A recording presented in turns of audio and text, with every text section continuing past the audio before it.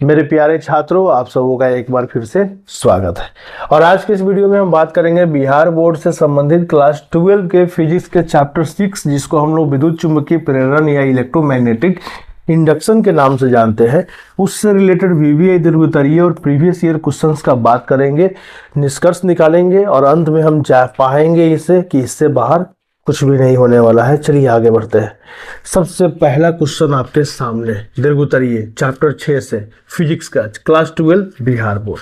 तो पहला question, Faraday के विद्युत चुंबकीय प्रेरण के नियम की व्याख्या करें और लेंज के सुधार की चर्चा करें।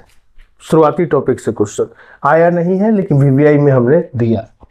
स्वप्रेरकत्व को परिभाषित करें तथा इसका एसआई मात्रक लिखे।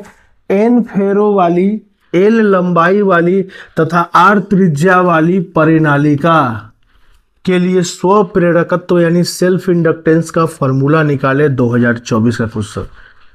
तो 2024 में देखिए एकदम नए टॉपिक से क्वेश्चन आया हुआ है, किससे? परिनालिका का सेल्फ इंडक्टेंस निकालने का। तो हो सकता है 2024 से पहले ये क्वेश्चन भी वीवीआई के टॉपिक में रहा हो, इसी तरह से पूछा नहीं गया हो। तो बिहार बोर्ड कभी कभी ऐसा भी करता है कि जो टॉपिक चैप्टर का इंपॉर्टेंट टॉपिक है वो बहुत साल तक नहीं पूछता और अचानक से एक दिन पूछ देता है। तो आपको हर टॉपिक को इंपॉर्टेंट समझना है। जो भी बड़ा टॉपिक है जिसमें कोई फॉर्मूला वगैरह निकलता है, कुछ साबित करना होता है, वो इंपॉर्टेंट होता है। अब आते हैं स्व प्रेरकत्व और अन्योन्य प्रेरकत्व को परिभाषित कीजिए। दो लंबी समाक्षीय परिनालिकाओं के अन्योन्य प्रेरकत्व का व्यंजक प्राप्त करें। 2002 और 2016 का पूछा हुआ क्वेश्चन है। यानी सेल्फ इंडक्टेंस नहीं पूछा था, म्यूचुअल इंडक्टेंस पूछा था और वो उसको 2016 में पूछा था। अब उसके बाद से नहीं पूछा है तो चांस बनता है आ सकता है। थोड़ा लेंदी टॉपिक है लेकिन इंपॉर्टेंट टॉपिक है। किसी समतल वृत्ताकार कुंडली के लिए स्व प्रेरकत्व का व्यंजक प्राप्त करें। तो ये भी अभी तक नहीं आया है। आ सकता है कि कोई वृत्ताकार कुंडली है, उसके लिए सेल्फ इंडक्टेंस का फॉर्मूला क्या होगा, निकालिए। अगला है अन्योन्य प्रेरण की घटना की व्याख्या करें और अन्योन्य प्रेरण को परिभाषित करें, इसकी इकाई और विमा लिखें। ये हो सकता है कि म्यूचुअल इंडक्टेंस क्या है और ये कैसे काम करता है, अच्छे से इसका इकाई विमा ये सब करते हुए इसका फॉर्मूला वगैरह ये सब लिखने के लिए आ सकता है। प्रेरित्र से आप क्या समझते हैं? इंडक्टर क्या होता है? इसके स्व प्रेरकत्व और इसमें संचित ऊर्जा का व्यंजक प्राप्त करें। इंडक्टर क्या होता है, प्रेरित्र क्या होता है और इसका सेल्फ इंडक्टेंस और इसके अंदर जो एनर्जी स्टोर होता है उस एनर्जी का फॉर्मूला बताइए कि किस रूप में अपने अंदर एनर्जी को स्टोर करता है। तो आप जानते हैं मैग्नेटिक फ्लक्स के रूप में या मैग्नेटिक फील्ड्स के रूप में ये अपने अंदर एनर्जी को स्टोर करता है। अब इसी को आपको अच्छे से समझा देना है ना। ये अभी तक नहीं आया है, आने की संभावना है। प्रेरित्र से आप क्या समझते हैं? प्रेरित्र को श्रेणी क्रम और समांतर क्रम संयोजन को समझाते हुए व्यंजक प्राप्त करें।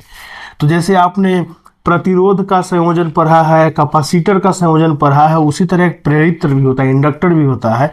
तो दो या दो से अधिक इंडक्टर्स को श्रेणी क्रम में, सीरीज में, पैरेलल में हम जोड़ेंगे तो कैसे उसका समतुल्य प्राप्त करेंगे, इससे रिलेटेड आपको फॉर्मूला यहाँ लिखना है।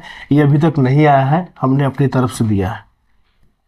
आगे आते हैं, भंवर धारा को परिभाषित करें। ये कैसे उत्पन्न होती है, भंवर धाराएं किसी ट्रांसफार्मर में कैसे आवश्यक है तथा इन्हें किसी यंत्र में कैसे कम किया जा सकता है। 2011 का क्वेश्चन। भंवर धारा आ गया है। भंवर धारा से आप क्या समझते हैं? भंवर धारा से क्या नुकसान है, भंवर धारा को कैसे कम किया जा सकता है, भंवर धारा के व्यवहारिक उपयोगों को लिखें।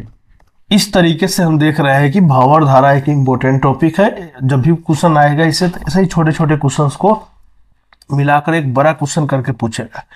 नेक्स्ट, चुंबकीय क्षेत्र के लंबवत गतिशील किसी चालक छड़ में उत्पन्न गतिक विद्युत वाहक बल का व्यंजक प्राप्त करें।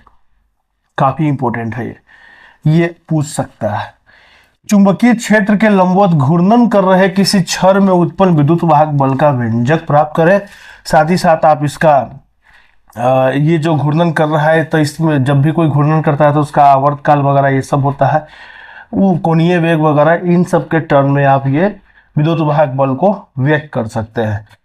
ये सब नहीं आया है, आ सकता है। प्रत्यावर्ती धारा जनित्र के सिद्धांत, बनावट और कार्य का सचित्र वर्णन करें। आ सकता है, इंपॉर्टेंट टॉपिक है, अभी तक आया नहीं है। तो जो भी इंपॉर्टेंट टॉपिक्स है वो हमने आपके सामने प्रस्तुत किया। अब इस चैप्टर का एनालिसिस अगर करें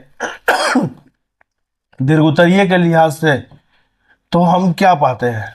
अगर दीर्घोत्तरीय के लिहाज से अगर हम इसका एनालिसिस करें तो हम पाते हैं कि सर एक स्वप्रेरकत्व से क्वेश्चन आ चुका है, दूसरा म्यूचुअल इंडक्टेंस यानी अन्योन्य प्रेरकत्व से क्वेश्चन आ चुका है। यानी स्वप्रेरकत्व और अन्योन्य प्रेरकत्व थोड़ा अच्छे से पढ़ के जाना है। बस ये दो टॉपिक है, और एक भंवर धारा को थोड़ा अच्छे से देख के जाइएगा। यही 2-3 टॉपिक है जो आपको दीर्घोत्तरीय बन के आता है।